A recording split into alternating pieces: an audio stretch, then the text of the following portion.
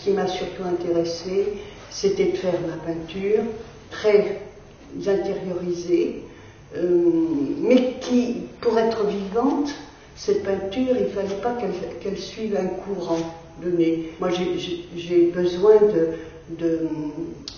d'originalité, hein, et puis, oui, un retrait par rapport à l'abstraction. L'abstraction, c'est le refus total, complet, de toute forme de monde extérieur. Mais quand même si le peintre l'ignore, il y a un contenu dans l'abstrait. Donc, ce contenu, il est allusif, mais il existe. Donc ça, très souvent, je fais des toiles purement abstraites, parce que c'est agréable, et que c'est vraiment l'élaboration de la plus grande liberté. Mais comme nous existons actuellement pour l'art contemporain, donc j'ai introduit beaucoup d'écrits dans ma peinture. Pourquoi? Parce que j'étais de formation littéraire, du reste comme beaucoup d'artistes. J'ai commencé effectivement par l'écrit, les journaux, parce que je ne suis pas la seule à avoir fait cela. Picasso l'avait fait, mais en collage. Et c'était absolument magnifique, ainsi que Braque. C'était des papiers collés à l'époque, etc. C'était vraiment super.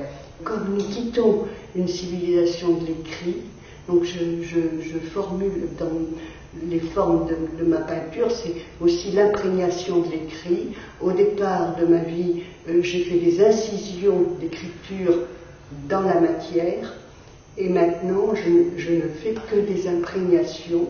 Pourquoi? Parce que c'est dans la mouvance, dans le courant de vie de l'art contemporain. Ici, là, il y a des imprégnations de journaux, hein.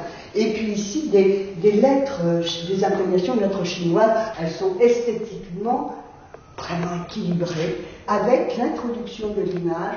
Là, vous avez le portrait de César. Donc, ce que je fais, là, ce sont des accumulations, des superpositions, du reste, comme le faisaient les peintres autrefois, c'est-à-dire, sous cette couche de terre de sienne brûlée, existe un noir, pour faire ressortir le trait. C'est quand même une peinture à l'huile, hein, c'est pas de l'acrylique, et j'utilise la tarlatane.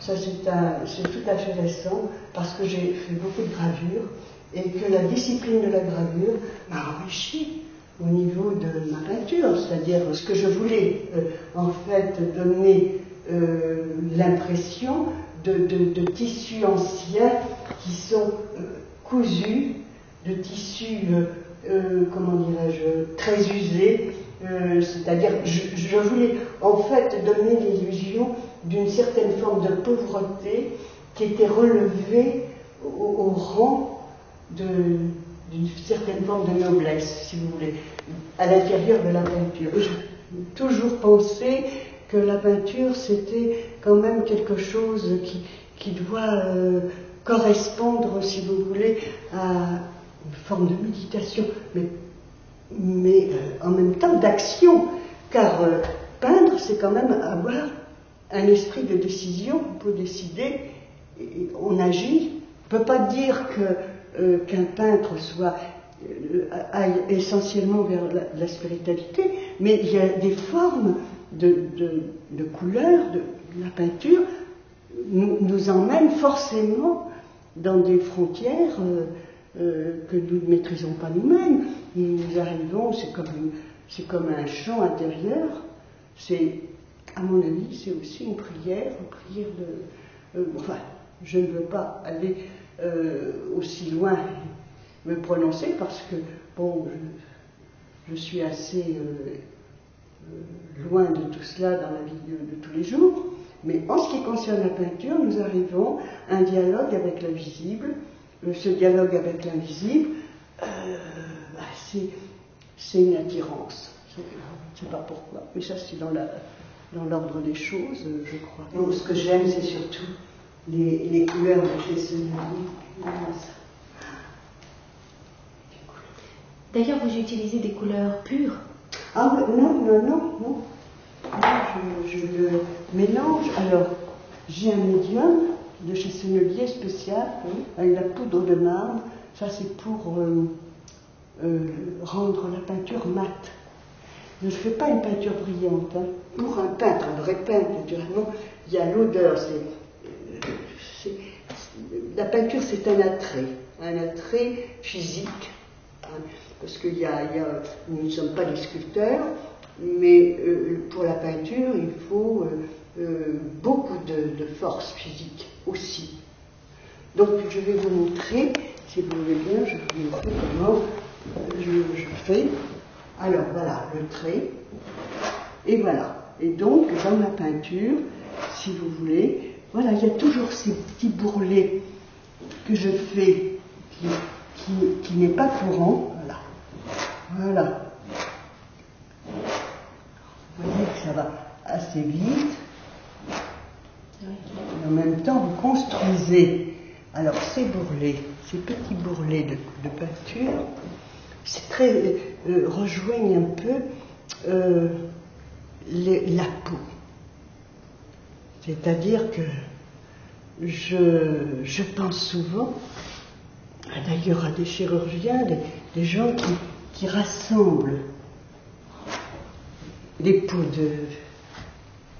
humaines et qui les soudent. C'est-à-dire qu'il y a la cicatrisation. Chaque toile m'apparaît avant, en principe avant. Simplement, dans la construction, elle m'apparaît. Mais dans l'exécution, c'est elle qui me mène. Ce n'est pas moi qui mène le jeu. Et je suis très surprise, quelquefois, que ça aille à l'encontre de mon idée première. Donc, si vous voulez, c'est quand je fais les choses, plus je fais les choses, plus la peinture me parle.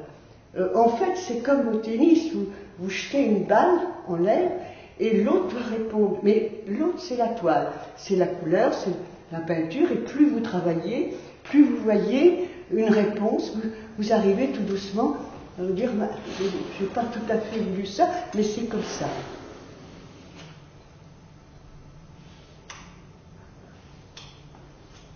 C'est une histoire d'amour, mais pas que physique. Parce que si on pense physique, à ce moment-là, non, il y a une pensée, il y a la pensée qui est là, qui doit être vivante et qui doit ressurgir dans ce que nous faisons, dans le travail que nous accomplissons. Voilà. C'est aussi piéger le temps. Hein. Qu'est-ce que c'est qu'une œuvre? Une œuvre, c'est que la trajectoire d'une vie.